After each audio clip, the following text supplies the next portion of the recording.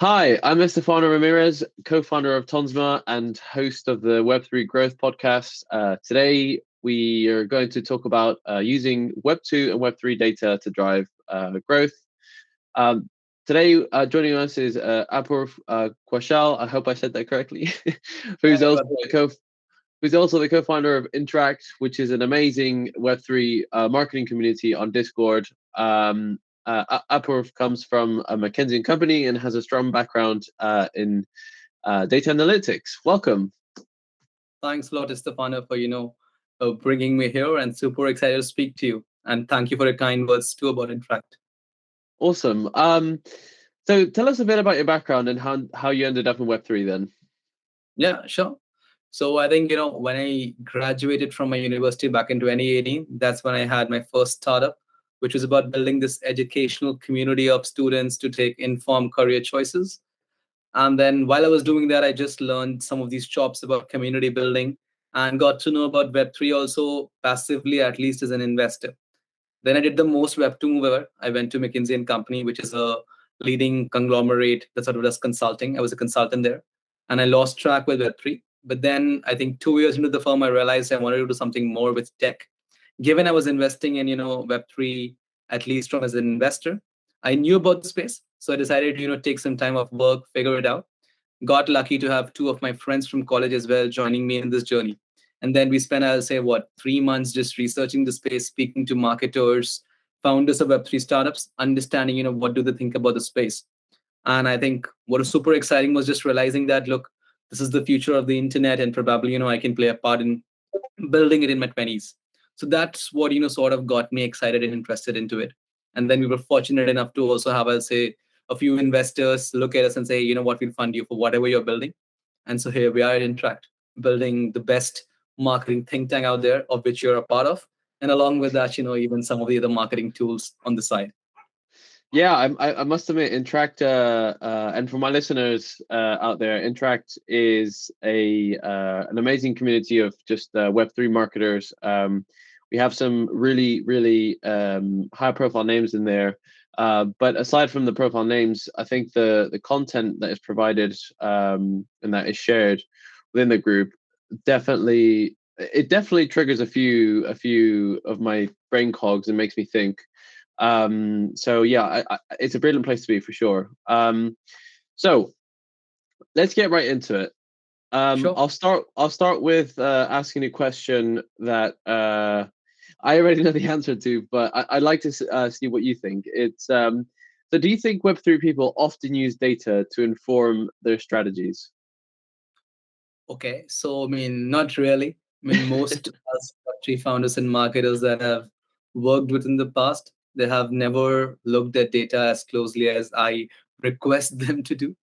Primarily because, I mean, the product manager persona is absent in Web3, and it's just difficult right now to even look at it and, derive some of these insights. So, yeah, I mean, the answer is not really, but I think it's changing, at least, with the advent of crypto analytics, Dune sort of, catching up and everything around that. Hopefully, we'll see more people looking at data to make some of these informed decisions. The bear market is surely, pushing in that direction.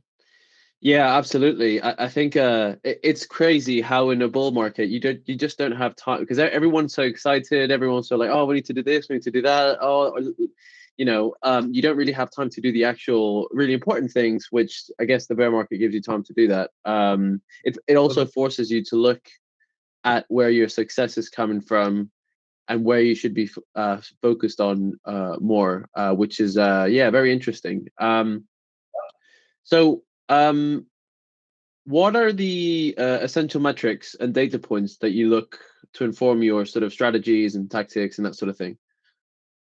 Sure. So I think we've spoken to, I think, a lot of our partners, Bankless, Zorion, Unstoppable, even Axie Infinity recently, right? And through them, we have been able to come up with this framework of what metrics you look at. And the way I would think about that is there are basically social metrics and there are basically on-chain metrics. Social metrics includes your quantitative metrics like Discord growth, Twitter growth, Telegram growth. But not just that, I even sort of recommend looking at qualitative metrics. What I mean by that is, out of all the people following you on Twitter, how many of them are actually active, how many of them actually have enough follower bases, for example, right? On Discord, how many of them are actually engaging with you on the channel and all of that. That's on the socials part. And on the on-chain metrics front, if I say, it really varies. For a GameFi protocol, it's more about how many people ended up buying that in-game asset and minting it into an NFT. For a DeFi, it's about total value locked being one of the most primitive metrics. But nowadays, it's also about more retention metrics. So how many people actually held on to my token and NFT, or staked and keep staking on my protocol and all of that around that. So in a way, basically, there's this behavioral social component, and there's this on-chain purchase component, which really drives revenue. And you need to look at all of that together into a framework of both quantitative growth metrics and qualitative, what is the quality of this growth that you're getting, or the quality of retention that you're driving. That's Yeah, primarily, absolutely. I think you've hit it on the nail there. I do something similar, where I divide sort of like my Web2 stuff, which is your website stuff, your social media stuff, the reach you're getting on all these sort of Web2 platforms, but also try to combine that with the Web3 stuff. So one of the things that I'm obsessed with is finding where the revenue is coming from. And this is where sort of like the Web3 data comes in, because you need to sort of optimize for wherever your revenue comes from. Like you can't just optimize for Twitter views. You can't just optimize for, because at the end of the day, whilst it's nice to have millions of views, does that actually bring any revenue? So it's always best to sort of try to focus on the revenue and work your way back to see where that revenue is coming from, how you can scale that, and so on and so forth. But yeah, funny bring this up. I mean, we had I'll say a Spotify rap version, Crypto Rewind 2022. And we were like, okay, you know what? Posting on this Twitter channel, or, working with this KOL will get us the best wallets. But surprisingly, it was a launchpad called a Smoothie that gave us some amazing wallets who sort of, came and tried out. So definitely important to look at who is driving the revenue, who is buying that NFT, and where are they coming from. Yeah, absolutely. Another thing that I suggest is, and obviously this depends entirely on the project and what vertical they're in. So if they're DeFi, they're an NFT collection, if they're a GameFi. But I see that projects often don't collect qualitative data and don't ask their users and the people that they bring to their community really basic marketing fundamental questions like, where did you hear about us? What do you think about the products? That sort of thing. And I feel like it's a trick. Like this sort of thing, by the way, can be entirely automated. And it's something that not a lot of people do. Like when you are on an NFT landing page or a minting page, that is your perfect opportunity for you to like say, where did you hear about us, and that sort of thing. As for a token, it's a lot more difficult, especially if you're listed on an exchange and that sort of thing. But you can still run like sort of mini campaigns within your community to figure out, where this person came from, how like are they holding on an exchange or a DEX, that sort of thing. I know it goes against this sort of ethos of Web3 of trying to profile customers and stuff like that, but more often than not, people are happy doing that. And at the end of the day, you need to run a business, don't you? And you need to run the projects like a business. And if you don't have the insights to drive business decisions, then the project just doesn't exist anymore. It fails to exist. And so you have a mob of angry holders who oh, like you're not doing this properly. And, so I see both of the arguments, but like you need to sort of, you need to start getting the qualitative and the quantitative data and start getting into the habit of collecting this sort of data. So I'm actually really glad you mentioned that. Totally. Yeah. So are there any like key metrics you like to focus on? Like, and what I mean by that is, so in my Web2 journey, I would always focus on sort of like health metrics of how healthy is the business, how healthy is my growth. And those would be like sort of,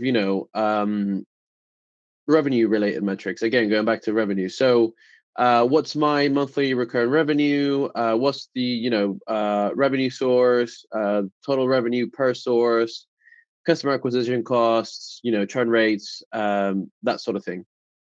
Yeah. Yeah. So if I think about Web3 in terms of key metrics, right, let's break it down into, I'll say, the 2 to 3 verticals that I think are prominent. So DeFi, NFT, and GameFi together because they're closely related. And then probably let's talk about DApps as well, right? Basically platforms that are not necessarily financial, but still offering a decentralized app. So for DeFi, the metrics to look at, what I've seen empirically working with some of the bigger players like DYDX in the past, they look at the daily activity on the protocol. That's one definitely important metric. And then obviously, depending on the protocols, I'll say tokenomics, the revenue that they sort of generate, you can calculate it. So it could be percentage transaction fees, percentage volume that's being traded, and all of that around that. And then you can aggregate that. And Dune does a pretty good job of, populating some of those out essentially. So for DeFi, it's complex, varies from protocol, but definitely urge people to not just look at the final revenue metric, but also the activity metric, because sometimes you care more about that. And maybe add a flavor of also looking at the Sybil metric there. So how many wallets are actually doing this uniquely? Because you would rather want multiple wallets doing activity than a single wallet doing it, because that's just recipe for disaster in the future. So that's something that's definitely a big, I'll say, data point that's definitely there. Stefan, can you just give me a second? I need to connect my laptop to a charger. That's okay. No worries at all. No worries at all. Go ahead. Yeah. But yeah, going on what Apurv said on that point, it's very important actually, now that I'm reflecting on his answer, to just measure, how many active users you have, even on a daily basis, weekly basis, monthly basis. And obviously, this depends on the project that you have. If you're a GameFi project, then you absolutely need to measure something like that.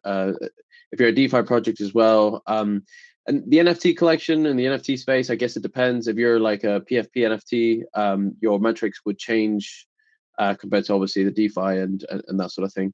But yeah, sorry, carry on with your with your answer. Yeah.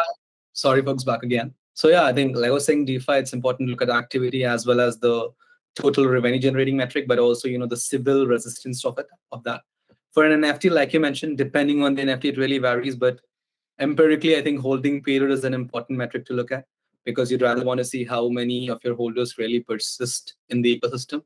And then obviously floor price and everything around that is important, but only once or maybe twice whenever doing a NFT drop. But after that, it's just holding, and how many of them are actually being listed on marketplaces, and all of that super sort of also becomes important. For a DApp, I think for a GameFi also something similar to an NFT. But what I've again empirically seen is you want to not just look at the total number of NFTs, but are different types of NFTs also being traded and purchased, because eventually those type of NFTs combine together into the gameplay, so to speak. So you don't want your game to fall back just because there's one particular NFT being bought and sold and everyone else is not being bought and sold. So it's important that every class, every breed of NFTs, getting the right liquidity that you want as your game. And then finally for DApps, again, given the monetization is not yet solved, when I say a DApp, I'm talking about a push protocol, for example, which is a messaging layer, or a huddle, which is like a decentralized video platform. Given the monetization is not sorted, for them, it's again just the daily activity usage, to be honest. And again, all of this is difficult to track. So it's important for you to either build it in-house or leverage some of these tools that are coming up in the market to really track these metrics. But these metrics are just directional. You need to actually then use your own intelligence and create an experimentation framework to really see how these metrics are impacted. That's the way to at least go. Yeah, absolutely. And I think again, you said something really valid there of, whilst it's amazing to have access to all this data and to read all this data, you need to use your own sort of intelligence to drive insights and to drive action, and that sort of thing. I think that's like one of the key things there. And also I'd like to add is that and this used to happen quite a lot in Web2, and I believe it still happens in Web2, where people have access to all this data, all this information, that they drown in data. And so they forget to, number one, to take action, and number two, they just get overwhelmed with the amount of data they have access to. So I would look at finding sort of like qualitative indicators, positive indicators that whatever you're doing is working. A positive indicator could be, for example, I don't know. So say, for example, you've released a new feature for your DApp, and whilst it's difficult to measure, you can see that the community is actually like ramping and raving over this feature. That right there to me would be like a positive qualitative sort of signal that whatever you're doing is working. So yeah, I just wanted to add that on there. Just one on the topic of data still. How often do you look at data? Do you look at it like on a daily, weekly, monthly basis, or does it depend entirely on the project and what you're doing? I think so. I mean, it depends on how many of your campaigns are active at the end of the day. So if you're running, say, a 3-week campaign, you would ideally look at data every alternate day just to understand, are you moving in the right direction? And again, if it's organic versus paid is an important metric as well. So if you, for example, just do community collaborations, which by its very nature are more organic in nature, then you don't need to necessarily check the data again and again to see, are you deriving value? Versus running a Twitter ad, then you're super curious about what is the, I'll say, per follower cost that you're getting, or per impression cost that you're spending. So it really depends on that. I've seen some of our projects use data, looking at data every single day during the active NFT minting season. So, going to say a week at times. Often this comes up in weekly reviews, by the way, which I think is a good, I'll say, company culture to build even in Web3 projects. Although we know we hate Web2, we hate all of that, but still it's important to like have a retrospective from time to time. So every week, maybe just sitting together, mulling over the last week metrics, what worked, what doesn't work, is something that I've seen a lot of communities do. So it varies. That's the answer. A day to a week at minimum. Yeah, I think for me, it's so obviously it depends on the level that you're reporting on and the level of that you're looking at. But like you said, something like ads, obviously, because you need to optimize on the cost and you need to optimize on the ads themselves, you kind of need to look at that on almost a daily basis. Yeah. But when it comes to like high level reporting, I often like to look at it on a bi-weekly basis. I feel like it gives you a more accurate picture than if I look at Okay. it, because you might have a lot of interaction for something or a lot of engagement for something today. It might die tomorrow, but then it might come back later on, and you've not done anything to sort of fix the campaign Yeah. or whatever. It's just the natural sort of journey of the campaign. But yeah, obviously it totally depends, and I really like that, the fact that you can what you said about teams reporting on a sort of at the end of the week to see what you've sort of established or what you've accomplished. I think it's a good way of I mean, this isn't marketing; it's more like team management and stuff like that. But I really like the idea of making your team responsible for like specific metrics or specific reports, so they get Yeah. like they have skin in the game, like they have like this sort of accountability part of it. It's pretty cool. um Yeah. does the occurrence of you looking at data, does that change bear market to bull market, do you think? Yeah, I mean, pretty different behavior in general in the ecosystem, right? I mean, in the bull market, everything works. It's the macro, mother load, and you just ride the wave. You don't necessarily care about which channel is driving value because everything is, to be honest. And it's also difficult because you don't necessarily know what is driving the value. Is it the macro condition? Is it, you hit that genius viral moment of a career? That's something that's still, not completely very clear in the bull market versus the bear market, where naturally the noise is less. The marketing purse is also more stringent.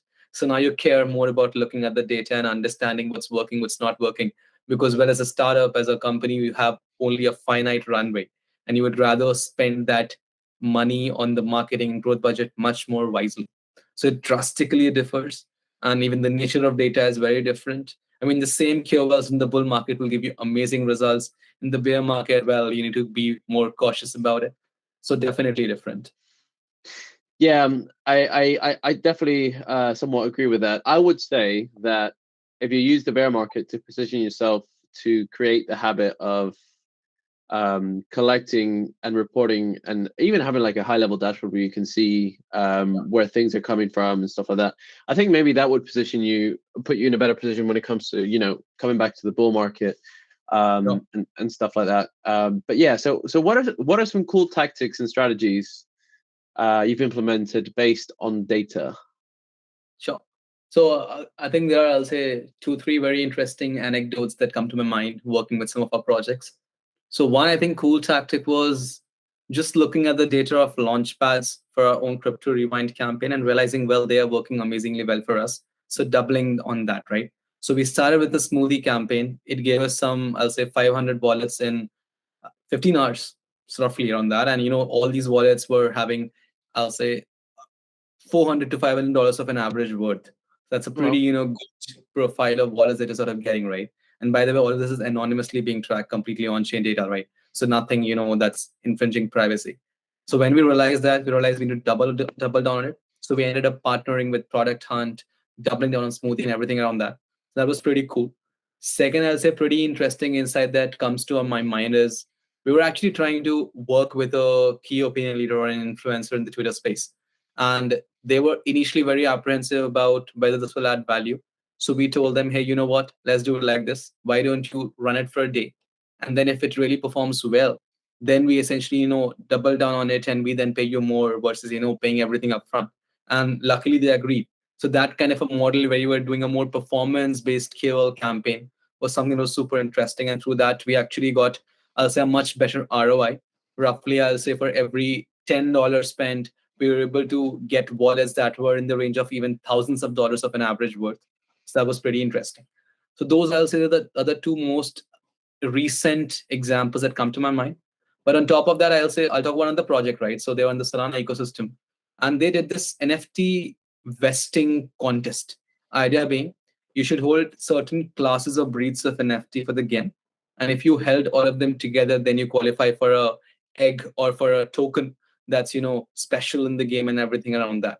And they were able to drive this using the data that we were helping them collect, where they could look at what all NFTs were being traded, what all were being put on the OpenSea or a Magic Eden marketplace. And then accordingly, they could, fine tune their quest messages, so to speak, right? That was pretty interesting. And through that, they were able to generate some 10,000 soul of, worth of NFT mints. Although that was a bull run, not the bear run. So we should just, yeah. That's pretty cool. Yeah, I like that NFT idea. Yeah.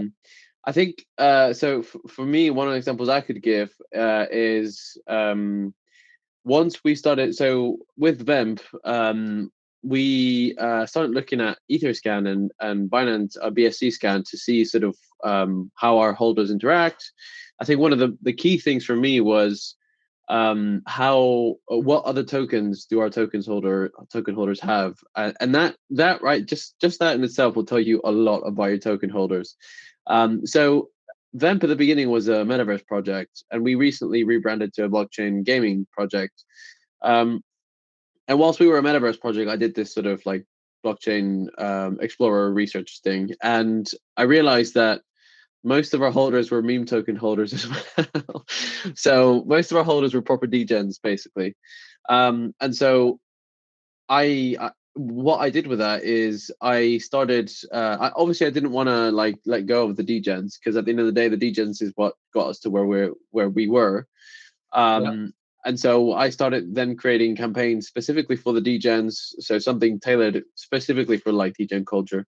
And then we started, because we were a metaverse token, so we need to get some more metaverse people in our communities and metaverse sort of audience and metaverse holders essentially.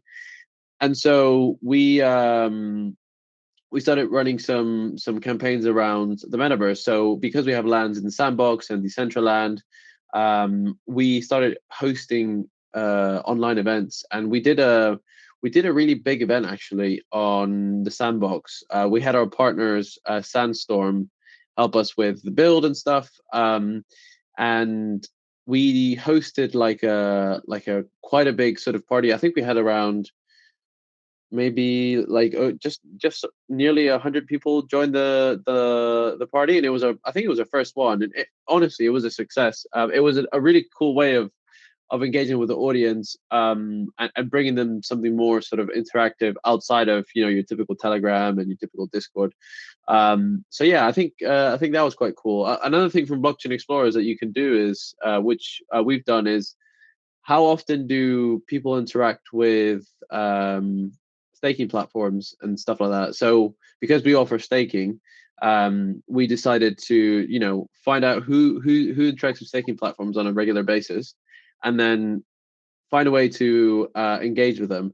What we're going to do is, and this isn't related to them, this is related to another client, is we are going to generate some buzz around an airdrop, but we're going to be targeted with the airdrop. We're going to airdrop it to those wallets that we know for sure that interact with what's relevant to the project, essentially. Which When you bring this up, we were doing something similar, targeted airdrops, looking at folks who say basically hold a certain amount of stable coins. So that was pretty cool. Yeah. yeah, honestly, like the blockchain explorer is a marketer's dream. Obviously, Sort of understand and track, but yeah, I mean, it's definitely a gold mine. yeah, it's definitely a gold mine. The only thing is, obviously, at the moment there isn't a tool that helps you. You know how have you used HubSpot before? Yeah. Yeah, so HubSpot is such a good tool for like bringing data together and building dashboards that help you drive, your decision making and stuff like that. And I wish something like that existed for blockchain explorers. I'm pretty sure someone is building it already because I see some really cool tools coming up. What's that? Can I raise my own hand? We're in fact, I'll say, building the HubSpot for Web3 in a way.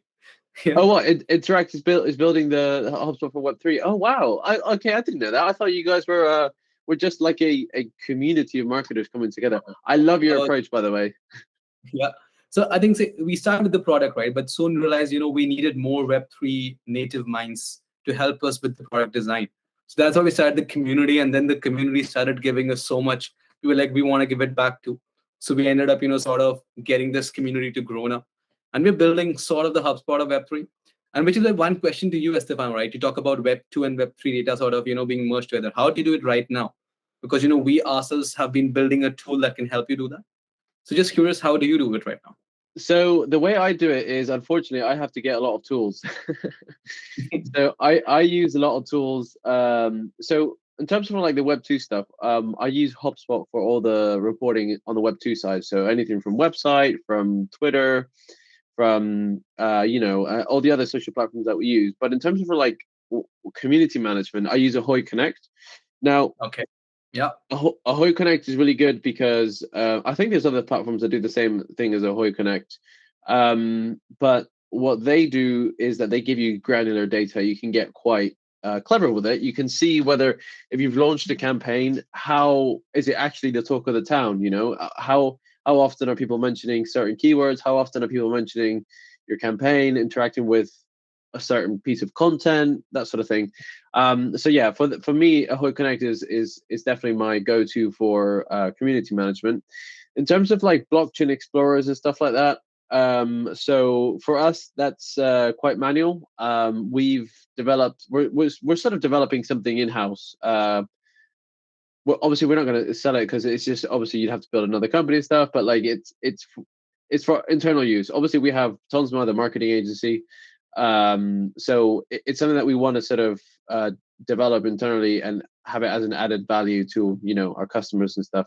But yeah, it is quite manual to sort of navigate the blockchain explorers and see what other tokens your token holders hold, and that sort of thing. But I am actually really happy that you guys are building the HubSpot of Web3.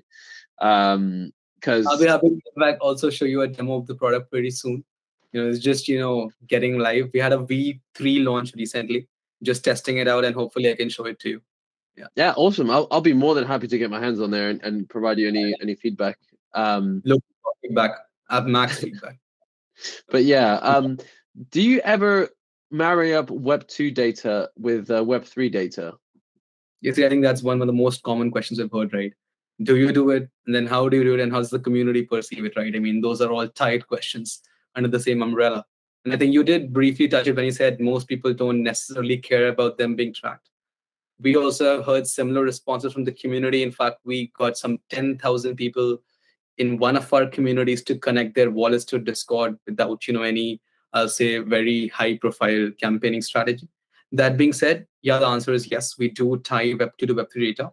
It's completely community consent driven. So community members come and connect their Discord, Twitter, and wallets, and essentially, then basically they get certain rewards, they get certain perks like exclusive channel access, the whole token gating concept that we're all familiar with. In fact, Collabland has a recent collab token airdrop also, right? Around the similar kind of a theme. So we definitely do that. But we're also thinking about decentralizing it and adding a ZK rollup kind of a system on top of it. so that becomes much more privacy compliant. Because while this is okay, this is great to get, say, 60-70% of the whole blockchain audience, which is comfortable with it.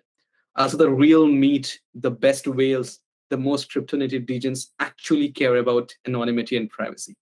And given Web3's potential, it's important to tap into that. So we are definitely thinking about how can we make it more anonymous, more decentralized in a way where we also don't even know the connections.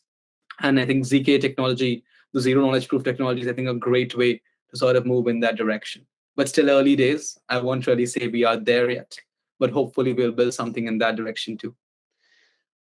That's music to my ears, because one thing that I've been thinking as a marketer myself is, and as a Web3 DJ myself, obviously, like, whilst as a marketer, I love access to all this data. As a DJ and as a, Web3 native, I also think that being anonymous and privacy is very important. And I was wondering, so I've been to a few ZK talks, I think last year, and I was wondering, how will this work with marketing? How will this? I did a deep dive into ZK, and it feels like right now the technology perhaps is not quite there. The ZK technology on the blockchain side, it's not quite there, but it's really good that you guys are already thinking about it, because whoever manages to sort of unlock that tech and make it easily accessible for people, just for marketers and for your average person to use, you'll sort of be the leaders in that space. And I'm glad someone's already thinking about it. I'm glad someone's it's good. It's good. Yeah, I think there are a lot of teams thinking about it, to be honest, and hopefully we all can sort of move in that direction. Because imagine being able to run an ad or they run a campaign, and the person seeing the campaign also gets rewarded, but their data is not leaked. That's, I think, the utopia for marketers. Yeah, absolutely. It really is. And it kind of makes me wonder as well, like, there's a lot of Web3 tools being built at the moment that are positioned for what is available at the moment. And so when ZK comes up, what's going to happen to those tools? Fun experiment. Yeah, for sure. So going back to revenue metrics, it's something that I'm sure 95% of Web3 don't really track, especially on a bull market. No one, they just see like number go up, chart go up, and they're like, what, revenue metrics? What's that? Are there any metrics that you look at when it comes to revenue, like any high level metrics? I know this will definitely depend on whether you're GameFi, DeFi, or the tokenomics of your project, whether you have tax, whether you don't have tax. But are there any high level sort of metrics that you look at? I think so. What we've done is we've taken a different approach. We've actually enabled through our platform itself for any project to define what their CAC and what their lifetime value or realized value is. So you yourself can, at the front end just choose, okay, this event means this much value monetarily, and then do some addition subtractions to create your own CAC and LTV metrics. That's one way I think we've taken a look at. But if you think about, say, off the bat, some metrics that most projects track, I think it's the most common ones, total value log being something in the DeFi space, in the GameFi space, the total, I'll say, NFT volume and the percentage fee that you're sort of getting as a royalty from all of that. So those are the two metrics that come to my mind. But curious, what do you think about it? This question is itself very intriguing for me. What are some of the high level metrics that are common across projects, maybe, for revenue? It's something that is definitely changing. There isn't like a sort of set in stone of what you can sort of what to look at, because there's just so much things you can look at. But some things we're trialing is looking at stuff like I mentioned before, revenue source. Where's most of the revenue coming? Total revenue per source. If it's like a sort of like an NFT collection or whatever it is, customer acquisition cost, how often, and this is again a lot easier for NFT collections than it is for tokens, because obviously tokens are on exchanges. Sort of like the equivalent of a churn rate. So how often do holders sell the NFT? And how long do people hold that for? That sort of thing. One of the things that I forgot to mention earlier, and it's somewhat tied to revenue, I guess. It's like net promoter scores, and sort of like it tells you sort of product market fit of what you're building, I don't see anyone talking about this in Web3, and it's a very Web2 concept, but it still definitely 100% applies for Web3 because at the end of the day, you're building products for people, and those people are the ones that you need to sort of optimize the product for. And I think that's another. It's what we haven't done this yet, but we want to implement it, and that's looking at net promoter scores to sort of verify the product market fit of the different products that our clients are trying to build. So yeah, that's funny you bring that up. I mean, NPS, probably an on-chain referral is the closest to that in my opinion. That's I think one thing, and I think one more metric can be RFM cohorts, right? So I think as a marketer and to know what that recency, frequency, monetary value. So creating those RFM charts, retention charts might be an interesting metric to also track for revenue. Yeah, for sure. For those that are not familiar, what's RFM? Is it like so? It's recency, frequency, monetary value, right? Yeah. Just to give a sense, basically, if you have 10,000 users, then the R is calculated by basically ranking them based on their recency of the last transaction and then giving them a percentile score. F is how many times have they transacted between their lifetime, and M is how much money have you generated while they were transacting on the platform. And through these, you can create some of these very cool cohorts. For example, these are my potential champions who might convert into loyalists in the future. These are about to churn people who might have texted me a while back but haven't really transacted recently. So all that cool e-commerce stuff can also translate very quickly into Web3, and it's a very beautiful way to look at it. We in fact do some custom reporting for protocols around that, and they always are excited by looking at those kind of metrics. Yeah, it's a framework that I've not heard of before, but it's like now that I've just done a quick Google. It's something that I kind of have been doing, but this is a lot more structured. yeah. Definitely check it out. Yeah, that's amazing. Thanks for that. So I'd like to sort of end the podcast with actually, before I end the podcast, are there any other sort of suggestions or advice you'd like to offer our listeners when it comes to using data to drive growth and to drive strategy? I think there are multiple, but to be honest, don't be afraid of collecting data of your users, because often they don't really mind, as long as it's done in the right spirit, as long as you're not really leaking it out and all of that. And the second thing will be to actually not discard Web2 marketing initiatives. While Web3 is new, the ethos and everything is great, but keep that experimental hat on. So when you're running campaigns, do the Web2 part as well, along with the cool Web3 part, and see, is that really creating that extra additional value? Because to be honest, just doing an SEO of your own website can yield wonders for B2B companies in the Web3 space. And you can go wild. You can do targeted airdrops, or you can do crypto native Twitter ads also, by the way, which a few companies started doing. But at the same time, just maybe creating that pop-up of a personalization asking, hey, where did you come from on your own website? That is also a great marketing initiative to do. So just making sure you don't necessarily just come with that biased notion of, hey, Web3, Web2 won't work. It doesn't work like that. Web2 has a lot of good things that you can transplant and use in Web3. So yeah, those are the two suggestions I would give, and heavily experiment, because no one has figured it out yet. The growth playbook is still evolving every single day. Yes, that's some very good advice. And you're absolutely right. No one has nailed the sort of the playbook for growth, especially not in Web3. Even in Web2, some people are still trying to figure it out. And then you add more complexity by throwing a bit of Web3 in there. But yeah, I like to end the podcast with asking guests what topics relating to Web3 growth they would love to learn more about. So I think our previous guest asked me about employee advocacy, for example, and how we can make our own sort of team into KOLs rather than relying on influencers and stuff like that.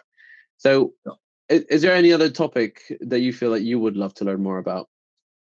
I mean, I think I would love to learn more about how do community collaborations really materialize, right? So the life cycle of community collaborations. How do you identify the right communities? How do you get to connect with them? How do you partner with them? What is the life cycle like? What is the impact that you've seen? Because I've heard one of the best strategies in Web3 is collaborating with communities. And while that's super cool, what I'm not sure about is what's the ROI from all of it. So just would love a detailed take on someone who's done community partnerships. And in fact, you might know Mateo Tita, right? I mean, one of our community members. He worked with Orion in the Luna ecosystem as well. He wrote a very good article on a very good blog on that. That sort of sparked this conversation for me. So that's a very interesting topic for me. It's been a common sort of theme of guests asking for something very similar, of basically how to do community, and it's a very interesting topic. One of my colleagues today came up with a framework actually of how sort of to like the different steps of building a community, and how it's more of like an ongoing machine, isn't it? But yeah, it's definitely an episode that I'll be covering very very soon actually. So yeah. So that's the end of the podcast. I believe, Apurv, you want to mention Intract and how to join the community. And by the way, I can't say this enough. It's an amazing community. If you're a Web3 growth marketer, you should definitely join. How can people join? I think it's just about going to our website and filling that boring form. And then you will see a person named as Nick reach out to you, as he often does. And he would love to like speak to you, understand your interest, and hopefully, onboard you. It's like a 5-minute process, as Stefano might say. So yeah, that's it. And we don't ask for much. We just ask for maybe once in a while one call where we annoy you with our questions, and we love to hear your experience. That's all. That's amazing. So those for those who would be looking for the URL, it's Intract. So intract.io. Yeah. And then there you go to the homepage, and you'll be able to join the community. And yeah, so on and so forth. Alternatively, if you struggle to find the website, I'll add it in the show notes. But also reach out to me on DM. My Telegram username is ZKSteph. So yeah, I'll be able to share the link with you. Please don't forget to like and subscribe and give us a review on whatever podcasting platform you're listening to, as it really helps the show. And yeah, I hope to see you next time.